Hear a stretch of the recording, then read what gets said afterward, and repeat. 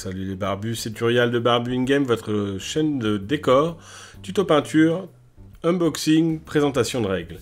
Aujourd'hui on va faire un unboxing, on va faire celui d'Abydos Battlefleet 7, donc c'est la nouvelle faction pour Dystopia Noir qui m'a été envoyée par Warcradle, dont je les remercie. C'est une faction, ou plutôt une sous-faction, qui fait partie de l'Empire Ottoman, et donc c'est l'Égypte. Et voilà les barbus, l'Égypte qu'on avait tant attendu à la V2 de Dystopia Noir chez Spartan Game et qui n'est jamais sorti réellement.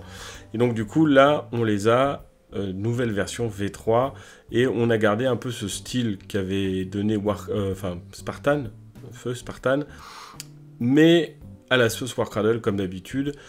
Il y en a qui aimeront, il y en a qui aimeront pas. Moi je trouve ça très sympa parce qu'en plus j'avais pas vu, enfin j'ai pas très bien suivi les Égyptiens V2.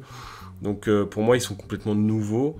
Je les trouve très jolis. Alors c'est une faction qui est full Overcraft. Donc dans les règles ce sera Skimmer. Et donc ça a des avantages, ça a des inconvénients. Ça a plutôt pour moi des inconvénients, plus d'inconvénients que d'avantages. Mais cette faction a comme particularité d'avoir directement un Dreadnought, donc un énorme vaisseau, un énorme bateau, qui peut être monté en trois façons, comme on peut le voir, le Tanis, le Pharos et l'Abydos. L'Abydos étant la Stronghold, donc c'est un peu comme pour les Russes, c'est une station de réparation. Le Tanis, c'est un control ship, donc qui permet d'avoir des bateaux, parce qu'il y a des petites corvettes à la place des avions dans cette faction. Et le vrai Dreadnought, c'est le Pharos. C'est comme ça que moi je vais le monter. Donc là, on voit les grappes en plastique, elles sont magnifiques, hein, comme d'habitude. Enfin, je vais peut-être me répéter, mais je trouve que de plus en plus, Warcradle maîtrise son sujet au niveau des grappes. Avant, on avait des choses qui étaient sympas, mais on voyait qu'il n'y avait pas eu, je dirais, l'expérience du terrain. Et là, on voit que, au niveau du montage notamment, on a vraiment l'expérience du terrain. Il n'y a plus des choses complètement aberrantes, coupées en 14, qui bloquent en fait la créativité, le montage de la figurine. Là, on a quelque chose qui est propre, super beau, finement détaillé, et surtout qui se monte facilement. Qui se monte beaucoup plus facilement qu'avant, déjà. Parce que bon, vous savez, moi les barbus, j'ai 3 mains gauches, 4 avec mon deuxième pied. Je suis très très mauvais au montage, mais franchement j'ai réussi à m'en sortir. Bon, la partie résine, ça va, c'est toujours assez simple à monter. Donc là on a deux façons de les monter. Donc on a la version Tanis, qui est donc avec les corvettes, donc on peut en avoir jusqu'à 8. Moi j'ai pas choisi cette option là. Et on a l'option pour les deux autres, voilà, qui est ici. Moi, je vais choisir en fait de les monter comme ça. Et c'est toujours, comme d'habitude, de la super cam. Hein. On est vraiment sur de la très belle résine. Moi, j'aime beaucoup ce que fait Warcradle avec sa résine. Même si, bon, vous savez les barbus, que moi, la résine, c'est pas ma matière préférée. Je préfère le plastique et de loin. Mais franchement, celle-là, elle est propre. Elle se laisse facilement monter. Et j'espère qu'elle sera facile à peindre. Bon, après, c'est un gros bébé. Hein. À peindre, je vais bien me marrer. Mais bon, il y a moyen de faire des trucs hyper sympas. On a vraiment, comme pour beaucoup de pièces de Warcradle, plein de plaques différentes, donc on va pouvoir faire des peintures différentes. Donc ça c'est pour l'Abydos, donc c'est encore une fois finement détaillé, hein, donc en plus on peut s'en resservir. Moi par exemple notamment j'ai déjà réfléchi à m'en servir pour les plateformes, voilà, les barbus. Ah, et puis bien sûr je les ai oubliés, nos chers portails. Alors ces portails ils sont hyper importants, hein, c'est la mécanique des Ottomans, on crée des portails pour pouvoir les utiliser pour augmenter en fait sa portée, sa distance. Donc ça aussi c'est pas mal, ça c'est vraiment très bien. J'aime beaucoup moi ce style de gameplay, bien que j'arrive pas très bien encore à l'utiliser. Bon, et voilà, maintenant on va passer au montage, et donc là c'est la plus grosse des parties. Je vous avouerai que j'ai pas galéré sur le Dreadnought, ça c'était assez simple, il fallait juste nettoyer, donc ça c'est le plus chiant on va dire sur la résine, mais bon comme on est obligé de nettoyer aussi le plastique, des petites coulures, des petites moulures, ben là c'est pareil, il faut le nettoyer, et là il faut pas se louper parce qu'effectivement sinon il y a des trous qui sont comblés par la résine, et du coup vous pourrez pas mettre les petits tétons qui vont bien. Donc là vous voyez, hein, j'ai monté enfin j'ai nettoyé toutes les pièces avant de monter. Donc là bien sûr, qu'est-ce que j'ai fait? Je me suis trompé. Ouais, mais avec des détrompeurs, j'arriverai à me tromper, hein, les barbus, c'est comme ça, c'est la vie. Donc là, je monte le deuxième pied. Hop, ça c'est fait. Et voilà. Donc là, on n'a plus qu'à attendre. Vous allez voir que j'ai mis un tout petit peu trop de colle glue. Donc du coup, ça a coulé en dessous. Et donc pour le bouger, ça va être un peu plus compliqué. Parce qu'il me prend beaucoup de place, hein, quand même, mine de rien. Vous avez vu la taille du bousin. Donc bon, c'est vrai que c'est un peu chiant.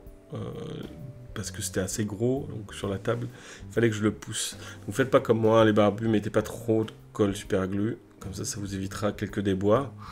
Après, la pièce est magnifique, hein, il faut aimer le style.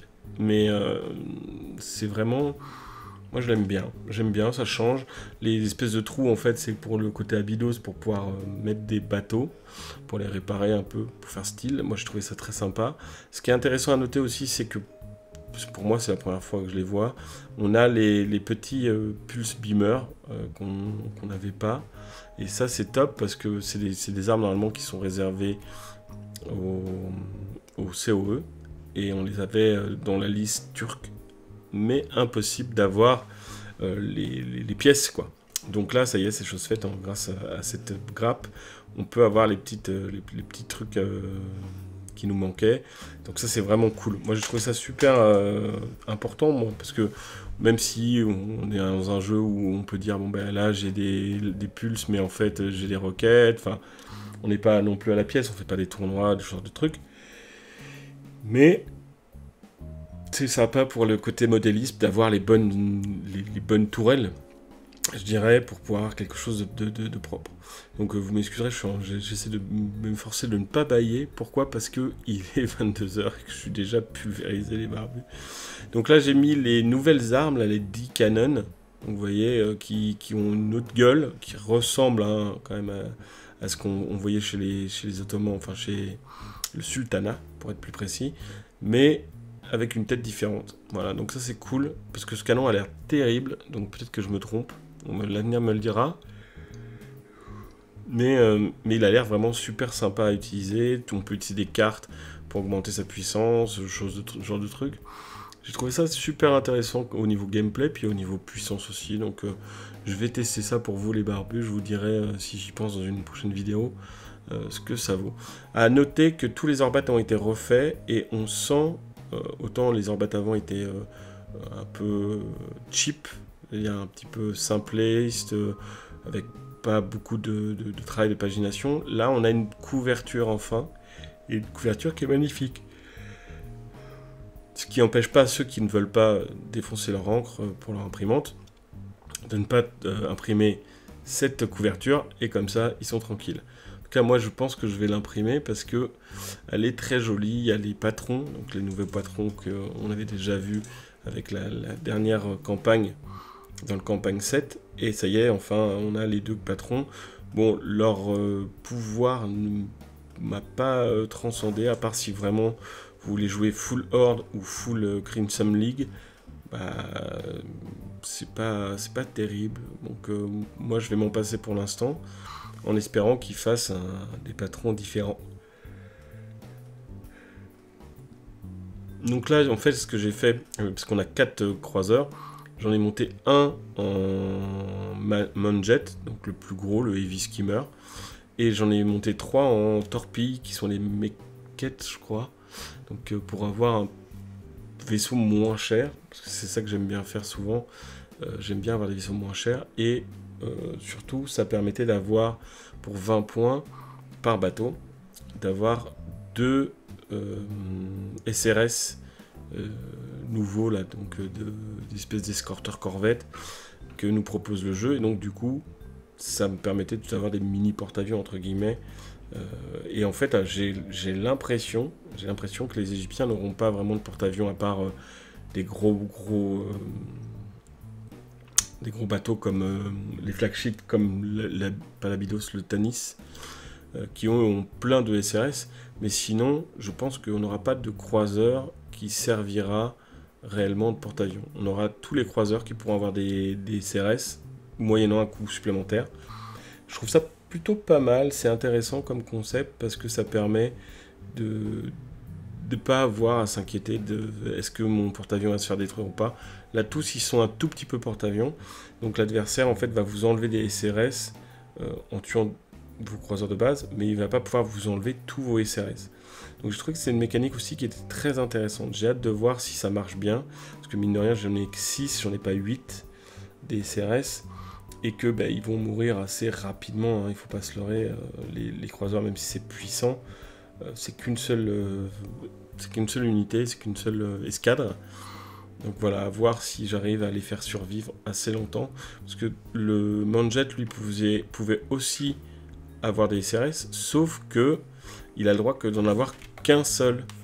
Donc pour 15 points, je trouvais ça un peu cher. Donc j'ai préféré prendre la version moins chère, là, le Meket, avec moins armé bien sûr, mais moins cher et qui peut avoir 2 SRS pour 20 points au lieu de 15. Donc j'ai trouvé ça beaucoup plus intéressant, les barbus. Vous me direz, vous, si vous avez les Égyptiens, comment vous les avez montés? Ça m'intéresserait de voir si voilà, on est raccord ou si vous pensez que je suis complètement dans le faux et qu'il faut mieux des Manjet ou voir l'autre, hein, le plus petit, le Frontier Patrol, je crois. Voilà, maintenant il reste le Hashishin. Alors je vais pas les monter tous, hein, les barbus. Je vous en ai juste monté un par... Enfin, je vous ai monté une grappe entière. Comme ça vous permet de voir un petit peu comment c'est, ce genre de truc. Je trouvais ça plutôt sympa de ne pas non plus vous monopoliser pendant 20 heures. Bien sûr, on est en x800, parce que ça m'a pris beaucoup plus de temps que ça, les barbus, je peux vous assurer. C'était un peu plus long. Surtout que j'ai pas arrêté d'être sollicité toute la journée, donc bon, du coup, j'ai pas pu faire... j'ai fait ça en décalé. J'ai fait un petit peu le matin, je me suis pris une petite pause d'une demi-heure, puis l'après-midi j'ai pris une petite pause d'une demi-heure. Donc c'était un peu compliqué, puis après le soir j'ai fini de monter avant d'aller coucher mon fils. Voilà. Donc j'ai fini pile poil et hop, je vous ai monté la vidéo. Donc le problème que j'ai, c'est que j'ai oublié de monter les portails, mais pour vous les barbus, grâce à la magie du direct, enfin de l'indirect, vous aurez une belle photo avec les portails montés, et oui.